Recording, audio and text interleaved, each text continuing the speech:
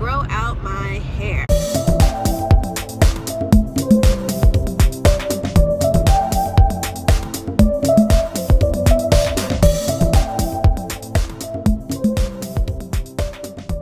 How is my hair so long? I've heard that comment quite a bit over the past 7 years, which is, you know, it's one of those where it's kind of tough to explain because it really comes down to the individual, what you're doing with your hair, what you're putting in your body, and this and that. But what I can speak about is, you know, good lifestyle or lifestyle changes to take, you know, when you are trying to grow out your hair. And one of those things is eating healthy. I would say 7 years ago when I initially went natural, I was also on the verge of really becoming a vegetarian. I grew up, mind you, my family ate all the southern foods. You know, we're Yankees, but we had ribs and all that stuff. And after a while, as I, you know, became an adult, you know, for a combination of just bodily and in a sense moral reasons as well, I decided to go vegetarian. Now, what that meant for me is really understanding like what vegetarian means. You don't just eat fruits and vegetables and just think that's great. Like, you have to actually understand, you know, proteins and where you're sourcing them and stuff like that. Because I will honestly tell you, I still have not gotten it down all these years. Because if I really thought about it, I'd be more of a fruitarian. I'm down with the fruit. And so for me, I still am working on this. However, I believe that taking meats out my diet and replacing it with more vegetables, more protein source vegetables, which protein from vegetables is it is more bioavailable, meaning that your body has a better chance, and it's more efficient for the body to break down and use. It's able to use it quicker. And so, you know, I started really embracing that. And I've also always been a runner and an athlete. So I do jogging as a lifetime sport pretty much. And for me, you know, that keeps the blood flow going, that keeps oxygen circulating, that you're making sure that, you know, you're cleansing your pores by sweating. Sweating is good. I know many females where sweating is like the last thing they ever want to do, but it's really important for your body. It helps you release your toxins that you've been storing, whether it's through eating habits, whether it's through environmental pollutants. You need to sweat. So, you know, and it just, you know, you don't need to be running a marathon. It just, you know, find whatever routine works for you and do it. You know, everybody's body is different, and you need to respect those things. So that's why, like I said, I was kind of, you know, it's kind of difficult to really explain to people what I do, because it is very specific to myself. And I'm also not saying you need to go vegetarian. Like, it's okay if you don't, but also be mindful of maybe you want to start adding in more vegetables to whatever you're eating, whether you eat beef, pork, chicken, whatever it might be, fish. And honestly, I have incorporated more fish just because I am on the go a lot. And, you know, honestly, fruits and veggies all the time, and the amount sometimes I gotta grab them in, isn't always filling. So, you know, having something like fish around has definitely helped. Random thought, but not so random.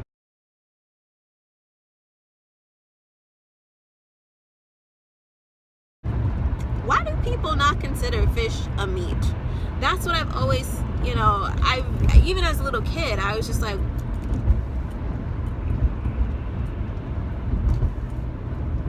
why isn't fish a meat? You know, it has like, it gives birth to children, to little egg babies. We have eggs as females in our body, or males, you don't really have eggs like that, but you have, you know, a sperm swimmer guy. I don't get why fish isn't a meat. But anyway, if you guys can tell me, just put it in the description box. I would love to know. So anywho, but getting back on track, I you don't have to follow what I'm doing. You just have to find what's right for you. And what's important too is that you document your journey. That is one thing that I did through pictures. Initially I did want to do like length checks with the whole ruler and horse and pony show, all that stuff, but it gets so obsessive because we all want to see that growth, we all want to see that progress, but really it's one of those things where a watch pot doesn't boil. And you know, documenting your journey through pictures, and I mean, you can measure it, but I wouldn't say like every week, maybe not even every month, because generally through natural wear and tear on our hair and the average growth, there's only about a 1/4 of an inch change to 1/2 an inch change. And like I said, that depends if you're actually retaining your hair. So you may want to choose a few intervals and just space it out to really just document it that way instead of doing it on a very frequent basis. Yeah, and that's what I did. You know, I wanted to identify my baseline. I'm very science analytical minded, so I wanted to have a baseline for what I should be looking for in my journey. And if I notice that, you know, maybe I'm getting to like less than a 1/4 of an inch of hair that I'm retaining, okay, it's like, you know, I have to stop and ask myself, what am I doing? Is it my diet? Is it how I'm handling my hair? Am I overstyling my hair? Which is one thing I really did in the first couple years where I went natural. I wanted to do every style on YouTube, like every style I saw. And that definitely, you know, it tires your hair out. You know, you need to give your hair a break. And I think for the latter part of my years being natural, I've learned how to give my hair a break. It's not about being the cutest, having the most laid edges in the world. As you see in my videos, like, my edges will be tamed every now and then, but I'm not like, you don't need to be able to count my baby hairs. So really, I feel that, you know, everyone just generally has their own journey. Just stick to those general things and you definitely will have a successful journey. And honestly, with everything I said, it comes down to discipline. You know, discipline in your routine.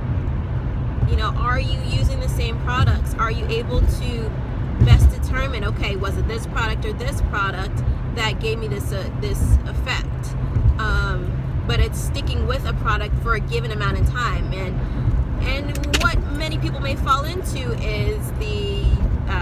is becoming a natural hair junkie, product junkie. So remain disciplined. Don't go out there buying every single product up in the store. Try one. See, okay, is your hair retaining good moisture?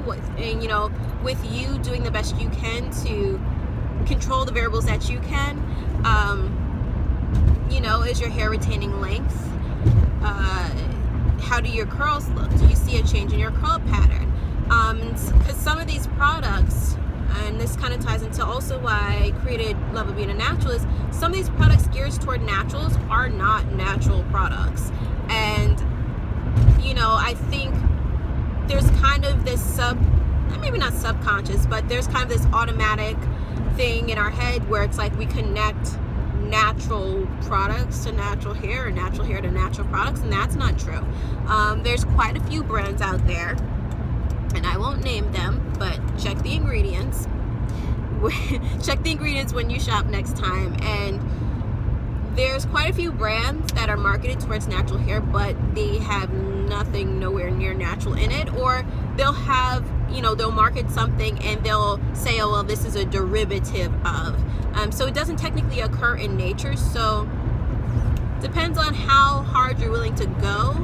But, you know, there's some products that are really great that aren't natural, or I should say they have nice results. It may not be the healthiest for your hair. There's other products that on the other end of the scale may be the best. They might have all the manuka honey in the world, but you don't get the product, you don't get the results that you want. So, you know, it's just very important to make sure you definitely just look at ingredients, looking at your hair, listening to your hair. Listening to your hair is a big thing. You know, was it telling you about maybe your body or how the product is working. I don't really have, last point, I don't really have any opinions on any edge controls, honestly, because like I was saying, I don't really use them. For my edges, I would probably use just shea butter and just tie a scarf around it and call it a day, call it a night. You know, so I just learned that I need to really kind of baby my edges, and some edge controls are definitely kind of difficult to wash out, or they just may not be the best on the hair. So I hope that was helpful. I'll talk to you guys soon.